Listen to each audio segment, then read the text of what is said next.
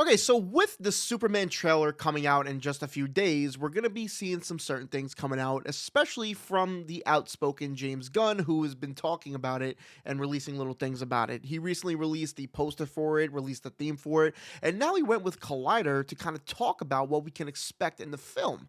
So, some news about the Superman film. Superman puts audiences in the action right from the beginning. I mean, there's no, origin story like he said before. Superman's already existing. Lewis and Clark already know each other. Lex hates Superman's guts from the beginning, although they didn't know each other personally, so we start right in the middle of the action. It takes place over a short amount of time. That's what he directly said about it. Moving on downward, Superman's action was partially inspired by Top Gun Maverick. Their flying action is shot with drones, so that's interesting to see that he took some inspiration from that. I mean, that was a very profitable movie, so maybe that's good. And tonally, Superman is different from anything James Gunn has ever done. So for me, this is about coming at something from the inside. So how can Nicholas Hoult tell you what Lex is like? It's like he's coming from an interior place. It's not so different with the tone of the film. I know what it feels like to me. I know the texture. I know that it's something different than I've ever done before. How can I then translate that to you guys on the outside? Because I start with a place that's very hopeful, fun, but incredibly serious all the same time. Going down another quote, don't expect Superman's soundtrack to resemble other James Gunn's films. And previous DC material did influence James Gunn's take on this new DCU. To take that sort of Silver Age feel, that sort of science fiction approach to it with gadgets, Lex is really a sort of sorcerer in a way. He's a scientist, but he's so good at science, and I think of him as like a sorcerer. So everything influenced me, and that's just something that's completely us. Clark and Lewis's relationship is unlike what we've seen in any superhero movie, and the quote, it's a complicated relationship, and we really get into it, and there's long scenes that are about their relationship and the way they relate and what it would look like for a person who's the incredibly intelligent, strong-headed, stubborn, skeptical journalist to have a relationship with someone who can lift a skyscraper. And Superman isn't just trying to set up future DC projects.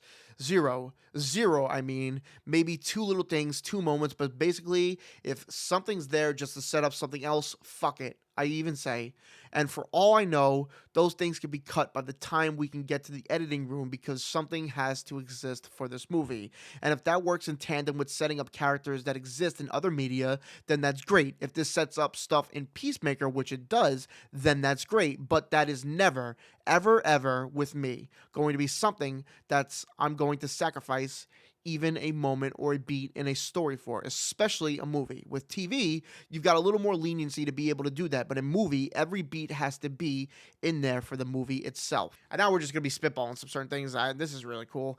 David Cornsweet had to audition as both Clark Kent and Superman. I find that really interesting because, a character playing two, I guess you should say, alter egos is really interesting to kind of nail both sides of it. It's not just Clark, it's not Superman, it's Clark Superman.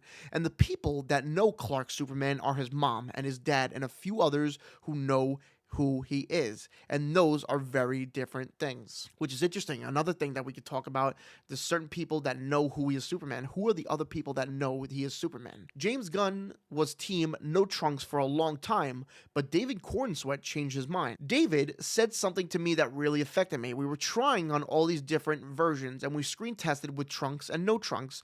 And one of the things David said is that Superman wants kids to not be afraid of him. He's an alien. He's got those incredible powers. He shoots beams out of his eyes, can blow the truck over. He's the incredibly powerful, could be considered scary individual, and he wants people to like him. He wants to be a symbol of hope and positivity, so he dresses like a professional wrestler. He dresses in a way that makes people unafraid of him, and that shows that. And I was like, that really clicked in for me, and I think trying to pretend that Superman's costume doesn't have any frivolity to it at its base. Trying to make it look serious is silly because he is just a superhero. Superman's supporting cast consists of James Gunn's picks on who he wanted. I love Mr. Terrific. These characters all get their moment in the sun. They all have their moments. They're not just cameos. These are the characters, the supporting cast. But Mr. Terrific is a main character of those characters. He's actually a big part of the plot, and so that was fun. And of course, getting to work with Nathan Fillion is always something, and putting him in a stupid look. And then Isabella is great. I've been a fan of hers for a long time, but it was about balance. So I know this was rather a long kind of thing. I was just kind of reading the headlines and then reading his quotes, but this is really interesting,